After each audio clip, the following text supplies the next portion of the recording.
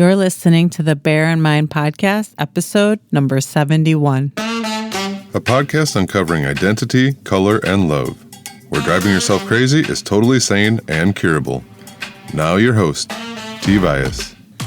I think life can work in very interesting ways because when I was thinking about this episode on creating more work-life balance, I'm in a freelancers group in the area that I live in, and we post questions, and the moderator posted a question, what is your philosophy about work-life balance? And people posted stuff, and then I posted what I thought about work-life balance, and then I got kind of an interesting response. Someone reacted to it and things like that. I mean, it didn't escalate or anything like that, but it was kind of interesting to hear how people think of work-life balance. And I think there were so many diverse opinions about a phrase, work-life balance, where we think we kind of know what it means, but really we don't, because each of us just has a different take on it.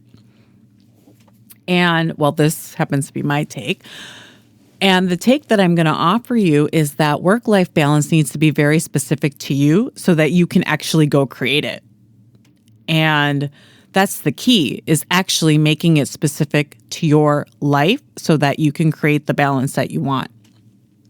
And I'm going to share with you how to do that. And no matter where you're at in your life, if you're a student, if you're a stay-at-home parent, if you work and you have kids, or you're retired or anything like that, I'm going to walk you through how to create it, and it'll be applicable no matter what stage in your life you'll find yourself in.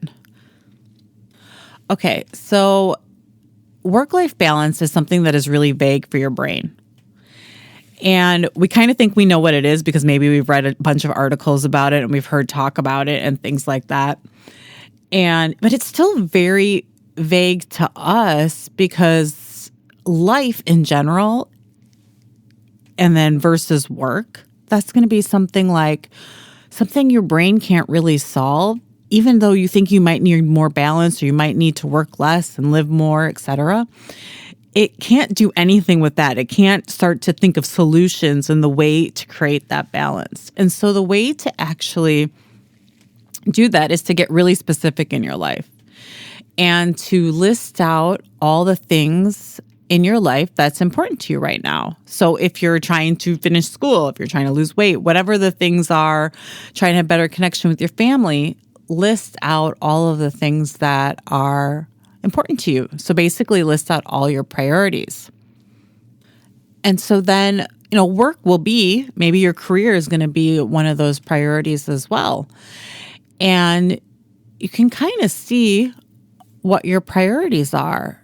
And I suggest that you list all of them out, like kind of exhaust everything that's important to you right now. So you really have an idea of what are the things that are going on in your life that are very important to you. Now, doing this exercise by itself is very eye-opening. And to take it a step further so that you can actually give your brain something to actually balance, like what is it that I actually want to keep in balance, is to actually choose your top 5 priorities and list them out 1 through 5. What is your number 1 priority? And then etc. 2nd, 3rd, 4th, 5th. And what I mean by this is that I want you to list out your top 5 time priorities, because a lot of people, when I say list out your priorities 1 through 5, the number 1 thing will be, well, it's my family. That's the number 1 priority. And when I explain to them that it actually needs to be your time priority, you need to look at that in a different way. Because a lot of times we are not spending our days with our family. We're not spending our hours. I'm married. I'm not spending my whole day staring at my husband. And my kid goes to school. So actually, my day's not with her. She's at school. And when you start to look at where is it you want to spend your time and you list it out 1 through 5, that's when you can start to create that balance that you want. So where is it you want to spend most of your time? Number one, is it work? And number two, is it your health? And number three, is it your family? Like, where is it, when you look at your whole week, where is it that you want to spend your time? And the number one priority really should be tied to whatever goal it is you have in your life, whatever is the active thing that you're pursuing.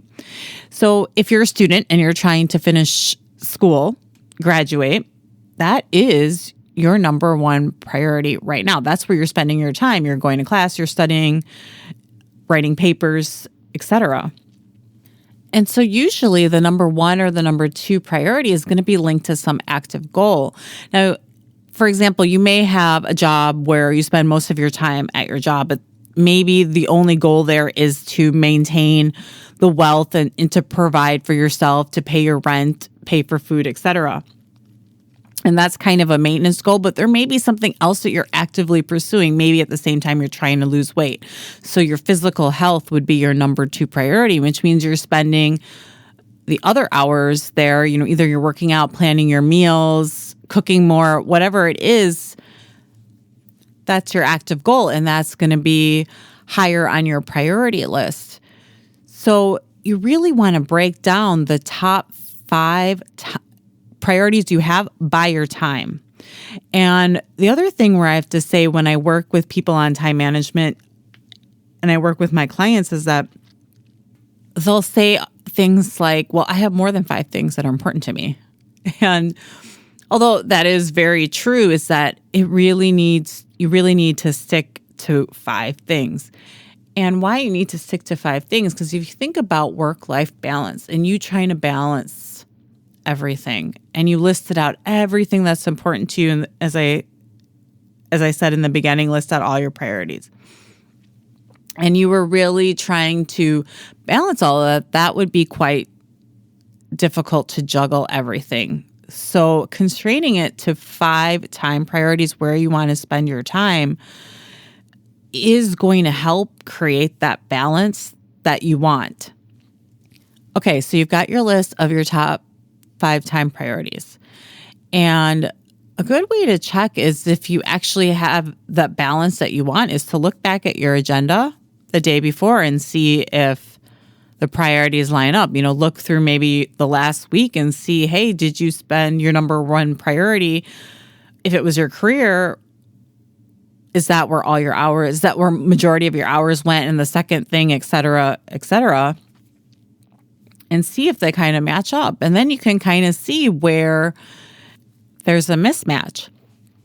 And a lot of times what ends up happening is there's 2 things that are kind of missed in the priorities list. Is one thing is the amount of time that we spend on social media or binge watching our television series. And the second thing is our free time. And we don't ever kind of factor that in when we're talking about our priorities, and that the fact that we've actually spent maybe more time than we want to on social media or more time than we wanted to watching television. And that can kind of help look at where do you want to actually spend your time, because no one ever says, oh, my priority is social media. It's never on the top 5 priorities. But also nobody says, hey, self-care, taking care of myself, factoring my free time. No one also says that's a priority. So kind of looking at that and kind of challenging yourself, well, how much time do you give to social media and television and things like that? But also be aware that a priority is to schedule in your free time. And that's going to be different for everybody depending on how people like to take their free time. Some people want their weekends completely free and then they work Monday through Friday, or some people need to have free time every day, but that also needs to be a priority. And actually, I don't even have it listed as a priority. It's something that just needs to be scheduled in your calendar. So it's not necessarily that you're going to dedicate, it's not going to be through the 1 through 5, but it is going to be something that you schedule for, so that you are planning for that time that is absolutely available to you to rest, so that you can actually execute your top 5 priorities. So then you can plan in, okay, I'm going to go during my free time, I'm going to go on social media, or I'm going to binge watch, my favorite television series and things like that. And so those are the quote unquote philosophy that I wanted to share with you about creating work-life balance, that it is about getting to the specifics of what is in your life that's really important to you by looking at your priorities and then picking the top 5 priorities by your time. Where do you want to spend your time? And seeing if it matches up with your calendar where you're actually spending the majority of your time. And before you can do all of that, plan in your free time before you get to work on your top 5 time priorities. And that's all I have for creating more work-life balance. And in the upcoming episodes, I'll be talking about some other time tools, and I'll check back with you next week. Thanks for listening. Listen for a new episode next Tuesday by subscribing on your favorite podcast platform. Bye for now.